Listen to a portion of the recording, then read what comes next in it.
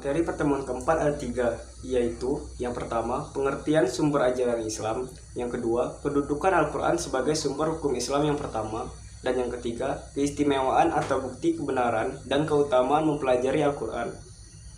Materi yang pertama, pengertian sumber ajaran Islam. Sumber ajaran Islam merupakan segala sesuatu yang dapat dijadikan acuan, pedoman, dasar untuk menjalankan syariat Islam. Al-Quran, As-Sunnah, dan Ijtihad merupakan pokok syariat Islam. Yang kedua, kedudukan Al-Quran sebagai sumber hukum Islam yang pertama.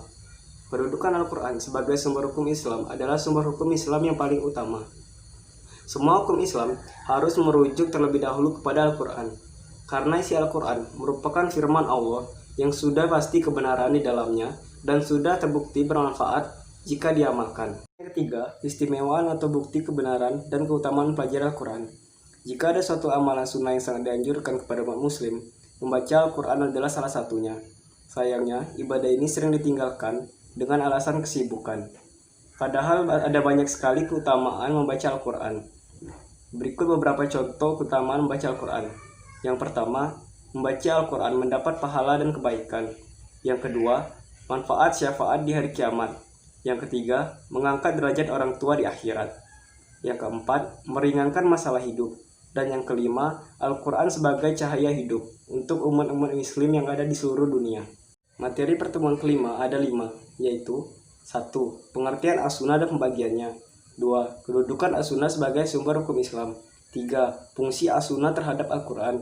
4. Pengertian Ijtihad. 5. Fungsi dan kedudukan Ijtihad. Pengertian As-Sunnah dan pembagiannya. As-Sunnah secara bahasa adalah jalan, peraturan, cara yang dibiasakan, atau cara yang terpuji. Sunnah lebih umum disebut dengan hadits yang mempunyai beberapa arti secara etimologis, yaitu qorib artinya dekat, jadid artinya baru, dan khobar yang artinya berita atau warta. Pembagian As-Sunnah menurut para ahli dibedakan menjadi 3, yaitu sunnah qauliyah, sunnah fi'liyah, dan sunnah takririyah. Sedangkan menurut perawi-perawinya dari Rasulullah SAW dibagi menjadi 3, yaitu sunnah mutawatirah, sunnah maisurah, dan sunnah ahad. Kedua, kedudukan As-Sunnah sebagai sumber hukum Islam. Kedudukan As-Sunnah menurut dalil syara berada pada posisi kedua setelah Al-Quran.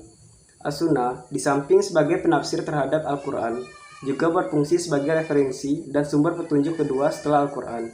Petunjuk itu akan terus mengalir ke dalam syariah, hukum, dan fikih, serta melandasi seluruh sektor kehidupan manusia. Umat Islam telah sepakat menjadikan sunnah sebagai salah satu dasar hukum untuk beramal, karena sesuai dengan yang dikehendaki Allah Subhanahu wa Ta'ala. Sepakatan umat Islam dalam mempercayai, menerima, dan mengamalkan segala ketentuan yang terkandung di dalam sunnah sudah dilakukan sejak Rasulullah SAW masih hidup. Yang ketiga, fungsi As-Sunnah terhadap Al-Quran. Ada banyak sekali fungsi As-Sunnah untuk umat muslim. Beberapa di antaranya yaitu 1. Memperkuat hukum dalam Islam. Yang kedua, menjelaskan atau merinci isi Al-Quran. Dan yang ketiga, menetapkan hukum baru yang tidak dimuat dalam Al-Quran. Materi yang keempat, yaitu pengertian ijtihad. Ijtihad adalah sebuah usaha yang sungguh-sungguh, yang sebenarnya bisa dilakukan oleh siapa saja yang sudah berusaha mencari ilmu untuk memutuskan suatu perkara yang tidak dibahas dalam Al-Quran maupun hadits dengan syarat menggunakan akal sehat dan pertimbangan yang matang. Namun, pada perkembangan selanjutnya diputuskan bahwa ijtihad sebaiknya hanya dilakukan oleh para ahli agama Islam saja. Materi yang kelima, yaitu fungsi dan kedudukan ijtihad. Fungsi ijtihad sebagai sumber hukum Islam adalah untuk mendapatkan sebuah solusi hukum jika ada suatu masalah yang harus ditetapkan hukumnya. Akan tetapi tidak ditemukan baik di Al-Quran ataupun di hadits. Oleh karena itu, dari segi fungsi ijtihad sebagai sumber hukum Islam, ijtihad merupakan kedudukan dan legalitas dalam Islam. Walaupun dengan demikian, ijtihad tidak dapat dilakukan oleh sembarang orang. Artinya hanya orang-orang tertentu saja yang memenuhi syarat khusus untuk boleh berijtihad. Kedudukan ijtihad. Menurut Muhammad Ma'ruf Ad-Dawalibi menyimpulkan Rasulullah SAW menempatkan ijtihad sebagai sumber hukum Islam yang ketiga dalam ajaran Islam setelah Al-Quran dan Sunnah.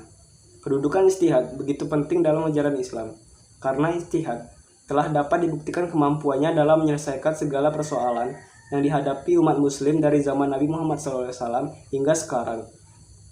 Melalui ijtihad Masalah-masalah baru yang tidak dijelaskan dalam Al-Quran maupun Sunnah dapat dipecahkan. Melalui ijtihad, ajaran Islam telah berkembang sedemikian rupa menuju kesempurnaannya. Bahkan ijtihad merupakan daya gerak kemajuan umat muslim. Artinya, ijtihad merupakan kunci dinamika ajaran Islam. Itulah materi yang dapat saya sampaikan tentang ajaran Islam. Bila ada kekurangan saya mohon maaf, pada Allah saya mohon ampun. Terima kasih. Wassalamualaikum warahmatullahi wabarakatuh.